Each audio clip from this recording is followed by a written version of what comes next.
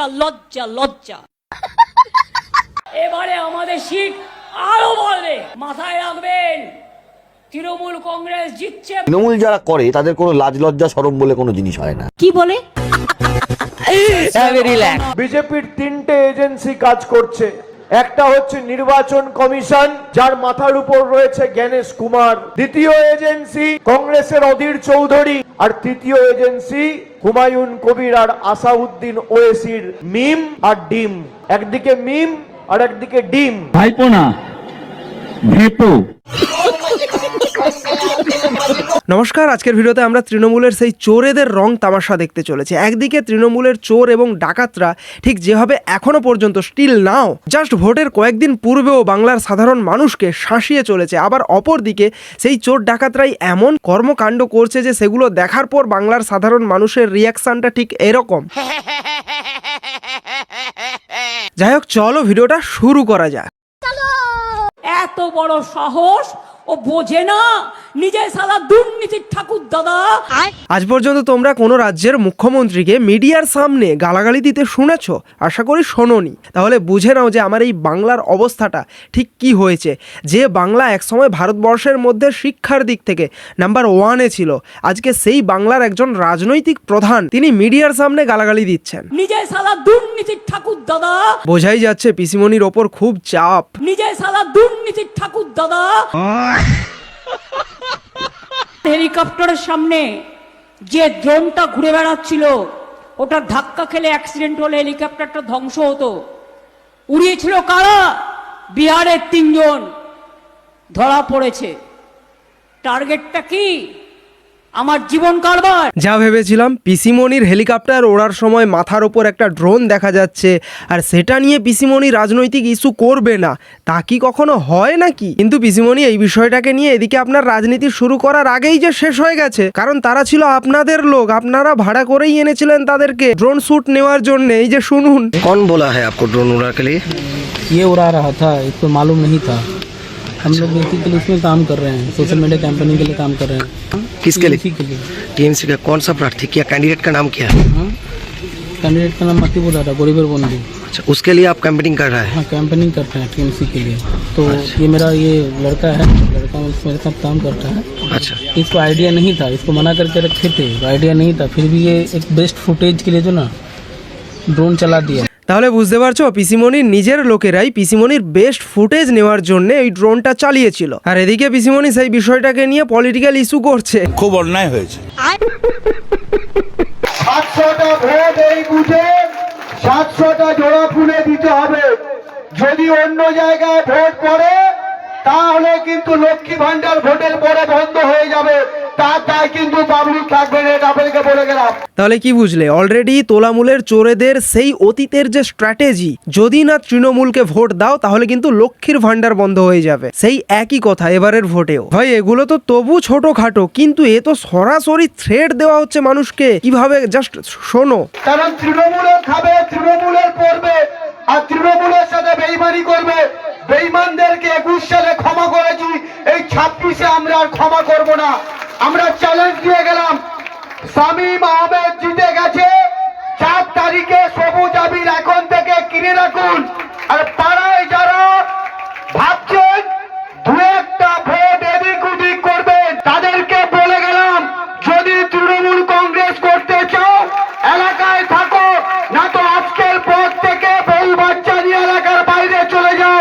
এমন ভাবে বলছে মনে হচ্ছে যেন এই তোলামূলের ডাকাতগুলোর বাপের এলাকা সেটা। তৃণমূল কংগ্রেসের বাইরে যদি একটা ভোট অন্য দলে পড়েছে, আমরা কিন্তু কাউকে ছেড়ে কথা বলবো না। কানের গোড়ায় 2টো দিলে একদম ঠিক হয়ে যাবে।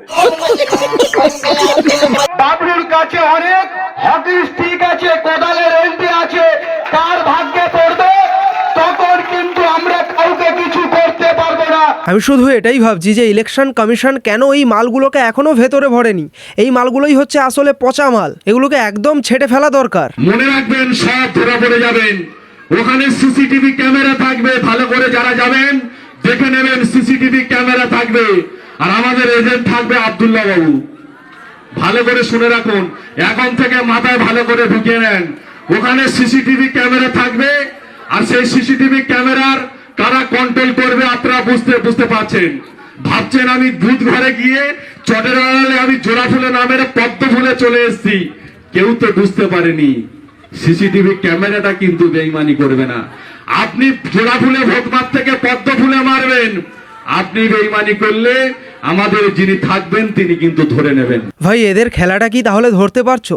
ইলেকশন কমিশন এআই ক্যামেরা বসাবে প্রত্যেকটা বুথে, যাতে করে কোথাও যদি গন্ডগোল হয় সেখানে আবার রিপোল হবে, মেইনলি গন্ডগোল যাতে না হয় সেই কারণে। কিন্তু এরা সেই বিষয়টাকে কেন্দ্র করে মানুষের সামনে কিভাবে বোঝাচ্ছে বুঝতে পারছো যে ক্যামেরা কিন্তু সিসি ক্যামেরা কিন্তু বসানো রয়েছে এবং আমাদের এজেন্ট বসছে, সুতরাং তোমরা যদি ভাবো যে জোড়া ফুল বাদ দিয়ে পদ্ম ফুলে দেবে, আমরা কিন্তু দেখতে পাচ্ছি, পরে আমরা সেটা বুঝে নেব ভালো করে। মানে একে তো মানুষকে ভয় দেখাচ্ছে, তার উপর ভুল বোঝাচ্ছে, ক্যামেরা বসানো হচ্ছে যাতে করে কোথাও কোনো গন্ডগোল না হয়, যদি হয় রিপোল করানোর জন্য। আর এরা বলছে যে ওই ক্যামেরায় কি চলছে আমরা মানে টিএমসি দেখতে পাবে, সেটা তার জন্য একমাত্র তৃণমূলকেই ভোটটা দাও। তৃণমূল যারা করে তাদের কোনো লাজ লজ্জা শরম বলে কোনো জিনিস হয় না। ও ভাইরা, আপনার টাকা ছাদতলা বাড়ি আপনাকে ঘরটা আমি করে দিয়েছি, তাহলে দুর্নীতিবাজ আমি তো। আপনার মাটির বাড়ি থাকলে আপনি প্রাপ্য, আপনি যখন প্রাপ্য নয়, আমরা তৃণমূল কংগ্রেসের কর্মীরা দুর্নীতি করে ঘরটা পাইয়ে দিয়েছি। লজ্জা লজ্জা লজ্জা। কিন্তু বুথ ঘরে গিয়ে যদি মনে করেন কেউ ভোটটা অন্য জায়গায় দেব, আপনি পার পাবেন না। আপনি সুইচ টিপবেন, ওখানে সুইচটা টেপার আগে আমাদের হাতে সুইচ থাকবে, আপনি কোন জায়গাটা সুইচ টিপছেন। লোকটার যদি মিনিমাম লাজ লজ্জা বলে কিছু থাকে, দূর হয়ে যাক বাংলা থেকে। তৃণমূলের বাইরে যদি একটা ভোট করে এলাকায় থাকতে দেব না, থাকতে দেব না। যতগুলো ভোট আছে ততগুলো ভোট জোড়া ফুলে ফেলতে হবে। জোড়া ফুলের বাইরে যদি কোনো ভুল করে হোক আর ইচ্ছা করে হোক, যদি অন্য জায়গায় ভোটটা পড়েছে, পিঠটা ফুলে বালিশ হবে। আমরা আপনাদেরকে পরিষ্কার হুঁশিয়ারি দিয়ে বলে গেলাম, লজ্জা করে না, গলায় দড়ি দিয়ে মরা উচিত। ভাই এই তোলামূল দলটা এমন একটা কুলাঙ্গার দল, এরা যে কেবলমাত্র সাধারণ মানুষকে শাসায় তা কিন্তু নয়, এরা নিজেদের বুথ সভাপতি, নিজেদের লোকাল নেতৃত্বদেরকেও ছেড়ে কথা বলে না। ফলাফলের দিন 4 তারিখ ঘোষণা হবে। 4 তারিখ বিকেলের পর যে বুথ হারবে সেই বুথের বুথ সভাপতি এবং সেই বুথে যদি কোনো জেলার পদাধিকারী থাকে, ব্লকের পদাধিকারী থাকে, পঞ্চায়েত সমিতির পদাধিকারী থাকে, গ্রাম পঞ্চায়েতের সদস্য থাকে, তাকে 24 ঘন্টার মধ্যে রিজাইন করতে হবে। কানের গোড়ায় দুটো দিলে একদম ঠিক হয়ে যাবে। এই তোলামূলের ডাকাত আর চোরেরা কেবলমাত্র মানুষকে হুঁশিয়ারি দিতে পারে, কারণ এরা জেনে গেছে, বুঝে গেছে যে মানুষ আর এদের সঙ্গে নেই। শুধু কি আর এদের সঙ্গে মানুষ নেই, এদের নিজেদের বাঁধা স্টেজটুকু আর এদের সঙ্গে নেই। মানুষ আছে, আপনারা আছে। আরে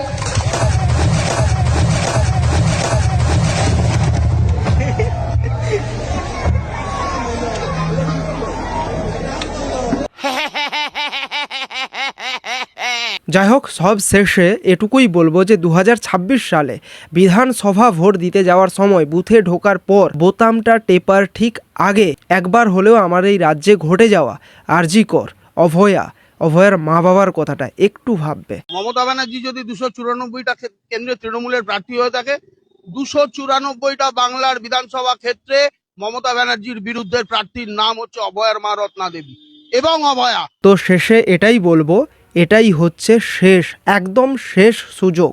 এই ভোটে যদি আপনারা এই চোর ডাকাতদেরকে তাড়াতে না পারেন, তাহলে এটা মাথায় রাখবেন যে এই বাংলা আর কখনো ঘুরে দাঁড়াতে পারবে না। যাই হোক, আজকের ভিডিওটা এখানেই শেষ করছি, দেখা হচ্ছে নেক্সট ভিডিওতে। জয় হিন্দ।